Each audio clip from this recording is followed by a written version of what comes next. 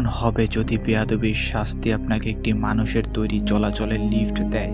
মেয়েটি দুষ্টমি করে লিফটে চুইংগাম লাগিয়ে দিয়েছিল, যার কারণে তাকে নিজের রক্ত দিয়ে সরি লিখতে হয়। শেষ পর্যন্ত মেয়েটি বাঁচতে পেরেছিল। এই মেয়েটা এই বিল্ডিংয়ে নতুন, আর তার অ্যাপার্টমেন্ট 3 তলায়। যেহেতু সে রাতে অনেক দেরি করে ফেলেছে, তাই লিফটে সে বাদে আর অন্য কেউই নেই। ভিতরে ঢোকার সাথে সাথেই লিফটের ভয়েস কথা বলতে শুরু করে।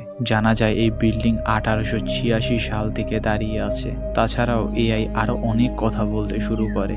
মেয়েটার মুখে চুইংগাম ছিল, আর তখনই তার মাথায় দুষ্ট বুদ্ধি চলে আসে। সে চুইংগামটাকে লিফটের রোলের মধ্যে আটকে দেয়, আর সাথে সাথে এই ভয়েসটা বন্ধ হয়ে যায়। মনে হলো যেন মেয়েটার এই কাজে বিল্ডিংটা রাগ করেছে। মেয়েটার এই বিষয়ে সন্দেহ হলেও সে তেমন গুরুত্ব দেয় না। সে গ্রাউন্ড ফ্লোরে ছিল, তাই লিফটের 3 নম্বর ফ্লোর সিলেক্ট করে। কিন্তু তখনই সে লিফট ওপরের দিকে না গিয়ে বরঞ্চ নিচে নামতে শুরু করে। এই বিল্ডিং এর নিচে তো কোনো ফ্লোর নেই, কারণ এটাই তো গ্রাউন্ড ফ্লোর। তাহলে লিফট তাকে কোথায় নিয়ে যাচ্ছে? এটা ভাবতে ভাবতেই হঠাৎ লিফটটা 3 ফ্লোর নিচে গিয়ে থেমে যায়, আর যেটা কোনোভাবেই সম্ভব না। লিফটের পক্ষে এটা কিভাবে সম্ভব? সে লিফটের দরজায় হাত দিয়ে নেড়ে সাহায্য চাইছে, আর ঠিক তখনই এই ভয়েসটা আবারও কথা বলতে শুরু করে। সে বলে সামাজিক সম্পদ নষ্ট করা খুবই বড় অপরাধ, আর এই কারণে তাকে অবশ্যই শাস্তি পেতে হবে। মেয়েটা কিছুটা রেগে গিয়ে বলে ওঠে, এই আওয়াজটা কার? তখনই লিফটটা আবারও নিচের দিকে নামতে শুরু করে। এটা বুঝতে পারে আমার গতি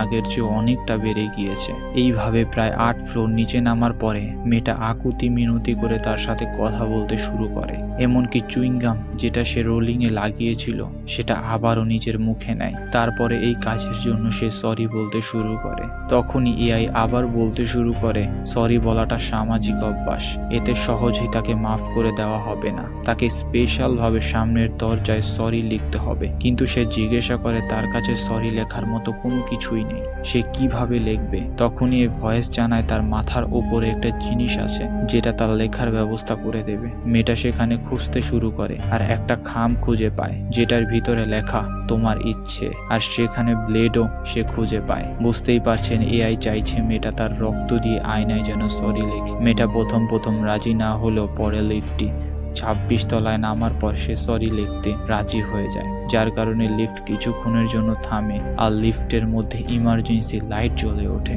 মেয়েটা খুবই কষ্টে লিফটের কথা মতো আয়নায় নিজের রক্ত দিয়ে সরি লিখতে শুরু করে। মাঝে মাঝে অতিরিক্ত রক্তক্ষরণের কারণে নিজের জ্ঞান হারাতে বসছিল, কিন্তু শেষ পর্যন্ত সে সরি লিখে ফেলে, যার কারণে লিফট খুশি হয়ে তাকে উপরের দিকে উঠতে শুরু করে। এমন দ্রুত গতিতে লিফট গ্রাউন্ড ফ্লোরের দিকে যেতে যেতে মেয়েটা পাগলের মতো আচরণ করতে শুরু করেছে। এভাবেই লিফট পৌঁছে যায় যেখান থেকে মেয়েটা ভিতরে ঢুকেছিল, অর্থাৎ গ্রাউন্ড ফ্লোরে। এক সিকিউরিটি গার্ড আওয়াজ পেয়ে যখন লিফটের দরজা খোলে, সে দেখতে পায় মেয়েটা লিফটের ভিতরে রক্তাক্ত অবস্থায় অজ্ঞান হয়ে পড়ে আছে, আর লিফটের ভিতরে শুধু সরি আর সরি লেখা। আর এভাবেই শেষ হয় আমাদের আজকের গল্প।